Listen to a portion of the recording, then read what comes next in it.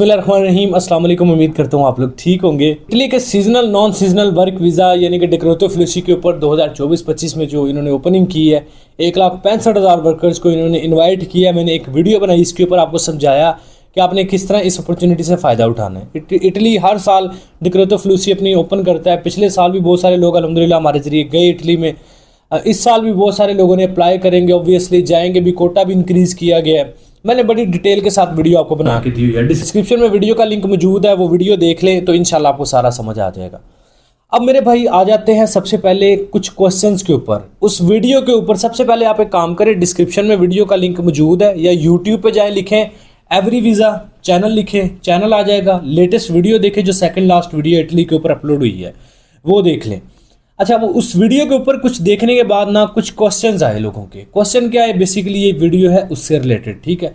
उस वीडियो का वैसे एक थोड़ा सा ओवरव्यू मैं आपको दे देता हूँ कि भाई वो इटली ने हर साल जैसे डिक्रेतो फ्लूसी एक प्रोग्राम ओपन करता है, सीजनल नॉन सीजनल कैटेगरीज में लोगों को इन्वाइट करता है कि भाई आ जाए इटली में, आके यहाँ पे जो वर्कर्स की कमी है उसको पूरा करें।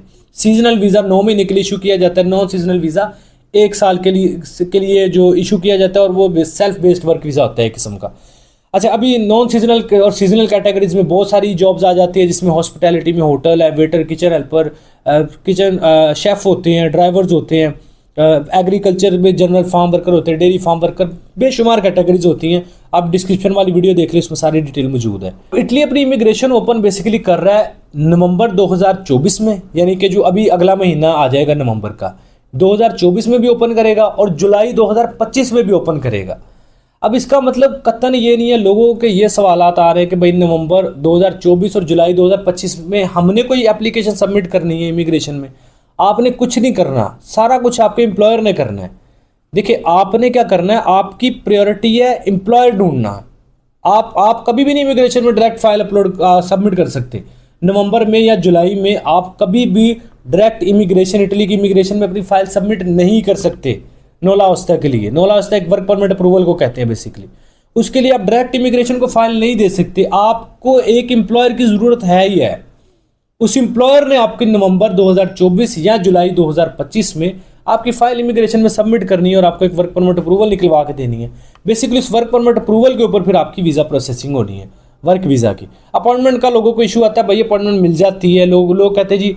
अच्छा, दूसरा सवाल ये भी, चले इसको इंक्लूड कर लेते हैं। पहला क्वेश्चन होता है जी, लोग कहते हैं जी अपॉइंटमेंट नहीं मिलती, इटली की मिल जाती है, पाकिस्तान है, सब कुछ यहाँ पे पॉसिबल है, बस ये कि 4 पैसे लगाने पड़ते हैं। अब एक और इसके अंदर सवाल आ जाता है कि जी हम 6-7 लाख, 4 लाख, 3 लाख, जितने की भी अपॉइंटमेंट मिल रही है वर्क वीज़ा की, वो अपॉइंटमेंट खरीदेंगे, हमारा वर्क वीज़ा रिजेक्ट हो जाएगा तो हमारे पैसे ज़ाया हो जाएंगे। एक कमेंट आया था इस तरह का। मेरे भाई, वीज़ा आपका वर्क वीज़ा हमेशा, आप ऑफर लेटर आपका आ गया, वर्क परमिट अप्रूवल आ गई, नौलावस्था आ गया, आपका वर्क वीज़ा 100% लगता है। हो ही नहीं सकता रिजेक्ट हो जाए। रिजेक्ट होता है सिर्फ इस वजह से, जब आप जो वर्क परमिट होता है या ऑफर लेटर होता है, उसके साथ आपके क्वेश्चन नहीं मैच कर रहे होते। वर्क वीज़ा जब आप अप्लाई करते हैं, वीज़ा ऑफिसर आपको सामने बिठा के पूछता है भाई कंपनी का नाम क्या आपकी का, आपको पता ही नहीं होता कंपनी का नाम क्या है। वो पूछता है आपकी कंपनी का टैक्स नंबर क्या है, आपको पता ही नहीं होता। वो पूछता है जी कि किस लोकेशन पे आपकी कंपनी वाक़ई, आपको पता ही नहीं होता। कंपनी के सीईओ का नाम क्या है, ओनर का नाम क्या है, आपको पता ही नहीं होता। छोटी छोटी चीज़ें होती है जो आपको पता ही नहीं होती, आप उसको बड़ा कैजुअल ले लेते हैं, ईजी ले लेते हैं। उसकी बेस पे वो रिजेक्शन दे देता है वर्क वीज़ा की। वो कहता है भाई आपको पता ही नहीं आप करने क्या जा रहे इटली में, तो मैं आपको किस बेस पे। दूसरी गलती ये लोग करते हैं, फॉर एग्जाम्पल हमने वेटर की कैटेगरी में वर्क परमिट अप्रूवल ले ली, नौलावस्था ले लिया। अब हमें चाहिए कि उस वेटर की कैटेगरीज में वर्क एक्सपीरियंस भी बनवा लें, फेक ही बनवा लें यार। मैं कहता नहीं हूँ, लेकिन रिकमेंड नहीं करता, लेकिन अगर इन केस आपने अपने आप को शो ही किया वेटर, तो फिर एक्सपीरियंस लेटर बनवा लें कम अज़ कम, ताकि आप उस वर्क वीज़ा, जो वीज़ा ऑफिसर है वो आपको कहता है जी आप वेटर की जॉब करने जा रहे हैं, पाकिस्तान में आपने किया है, आप कहते हैं जी हाँ जी मैंने फ़लाँ कंपनी में किया है। वो कहता है जी एक्सपीरियंस लेटर अपने दिखा दें कि आपने वहाँ पे काम किया है, तो आप फ़ौरन अपने एक्सपीरियंस लेटर दिखा सकें कि ये ले जी ये मेरे पड़े हुए हैं। अगर आपका एक्सपीरियंस लेटर ही नहीं आपके पास होगा, तो वो किस तरह आपके ऊपर बिलीव करके आपको वर्क वीज़ा इशू करेगा। तो ये छोटी छोटी चीज़ें होती हैं, हम अपनी गलतियों की वजह से हम तैयारी नहीं करके जाते, वीज़ा रिजेक्ट होता है work visa. Otherwise work visa तो 99% लग जाता है, बल्कि 100% लग जाता है। आपके पास नौलावस्था मौजूद है, तैयारी की हुई है, वर्क वीज़ा लग जाता है, रिजेक्शन का सवाल ही पैदा नहीं होता। मेरे भाई, आपकी प्रायोरिटी होनी चाहिए एम्प्लॉयर ढूंढना। अब एम्प्लॉयर कैसे ढूंढना है, websites are different. Jobs in Milan एक मशहूर वेबसाइट है इटली की। 1-2 कंपनीज़ हैं वो डिक्रेतो फ्लूसी पे बहुत डीपली काम करती हैं, वो एक कोटा बना के लोगों को मूव करवाती हैं पाकिस्तान से इटली। उनके ज़रिए ट्राई करें। इंशाल्लाह मैं आने वाले वक्त में साथ साथ आपको अपडेट्स देता रहूँगा, कुछ कंपनीज़ की, कुछ रिक्रूटमेंट एजेंसीज़ की जिनको वाकई बंदे चाहिए, तो आप उससे फ़ायदा उठा सकते हैं। आपको एम्प्लॉयर चाहिए, बेसिकली वो एम्प्लॉयर ने क्या करना है, उस एम्प्लॉयर ने आपके लिए नवंबर 2024 और जुलाई 2025 में जो इमिग्रेशन ओपन होगी उसमें आपके लिए एप्लीकेशन इमिग्रेशन में डालनी है। उसकी बेस पे उसने 9 लाख निकलवा के आपको देना है, जिसकी बेस पे आपने वर्क वीज़ा एम्बेसी में अप्लाई करना है। ये प्रोसीजर है। लोगों के माइंड में ये बना हुआ है कि पता नहीं नवंबर 2024 में हमने खुद अपनी एप्लीकेशन इमिग्रेशन को देनी है। आपने तो कुछ भी नहीं देना, सारा कुछ आपके एम्प्लॉयर ने करना है। आपने सिर्फ एम्प्लॉयर को लालच देना है। आपने कहना यार टिकट ले लूँगा, वीज़ा फीस खुद पे, सारा कुछ आपको, इवन कि मैं 2 महीने की सैलरी नहीं लूँगा, इस तरह की ऑफर्स बनानी है एम्प्लॉयर के साथ, फिर वो आपको स्पॉन्सर करेगा। आपने बेसिकली एम्प्लॉयर के साथ डील्स बना के एम्प्लॉयर को सेटिस्फाई करके अपने साथ अटैच करना। आगे आपका एम्प्लॉयर जाने, आप जाने, आगे आपका एम्प्लॉयर जाने, इटालियन इमिग्रेशन जाने। तो ये आई थिंक कन्फ्यूजन क्लियर होगी जो लोग कह रहे थे जी नवंबर और जुलाई 2025 में जो इमिग्रेशन ओपन होगी नवंबर 2024 जुलाई 2025 में, उस पर पता नहीं हमने अपनी फाइल सबमिट करनी है। आई थिंक ये कन्फ्यूजन आपकी क्लियर हो गई है। जिन लोगों को ये था कि अपॉइंटमेंट नहीं मिलती, अपॉइंटमेंट मिल जाती है पाकिस्तान में, कोई इतना मुश्किल नहीं होती, पैसे भरें, सब कुछ पॉसिबिलिटी है।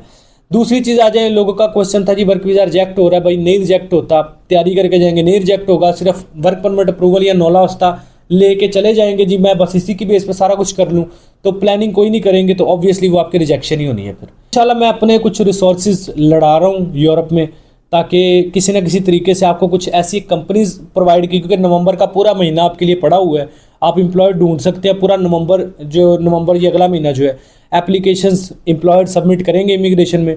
तो आप भी कोशिश करें, मैं भी इंशाल्लाह आपको कुछ ऐसी कंपनीज यूरोप में से कुछ अपने रिसोर्सेज बेसिस पे, यूरोप में कुछ कंपनीज़ हैं, कुछ रिक्रूटमेंट एजेंसीज़ हैं, कुछ और कंपनीज़ हैं जो कि इस चीज़ में आपकी हेल्प करती हैं या उनको वाकई बंदा चाहिए।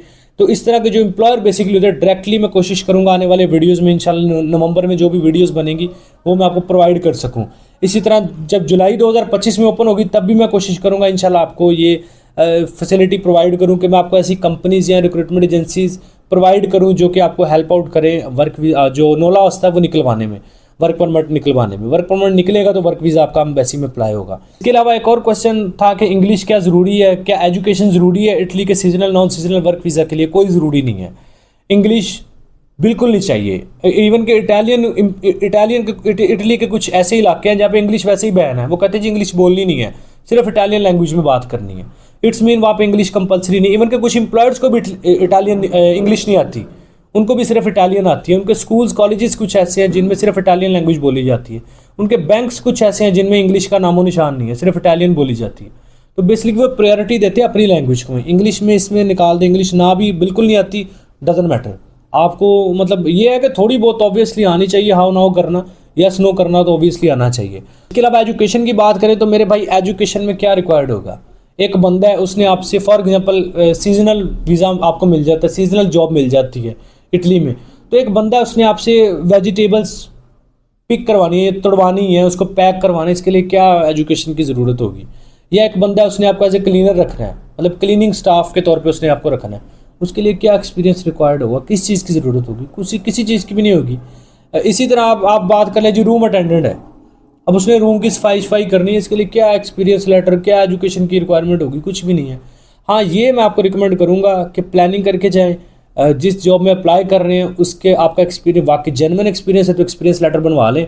जेन्युइन एक्सपीरियंस नहीं भी है तो एक्सपीरियंस लेटर किसी कंपनी से बनवा लें, ताकि आप एम्प्लॉयर को या जो वीज़ा ऑफिसर है उसको दे सकें, ताकि उसकी बेस पे आपके लिए आसानी पैदा हो सके वीज़ा प्रोसेस होने में या वीज़ा मिलने में। उम्मीद है ये बेसिक सी कुछ क्वेरीज थी इटली के सीजनल वीज़ा को लेके जो डेक्रेतो फ्लुसी ओपन हो रही है 2024 में भी, नवंबर में, जुलाई 2025 भी पूरा महीना ओपन रहेगी। तो उम्मीद है मैंने सारी कुछ जो बेसिक चीज़ें थी वो क्लियर कर दी हैं जो आपके माइंड में थी। आपने इस वीडियो से फ़ायदा उठाया, कुछ नया सीखने को मिला तो लाइक करें, चैनल पे पहली दफ़ा एवरी विजिट चैनल को सब्सक्राइब करें, बेल आइकन प्रेस करें। अपना बहुत सारा ख्याल रखें, मिलते हैं नेक्स्ट वीडियो में। टेक केयर, अल्लाह हाफिज़।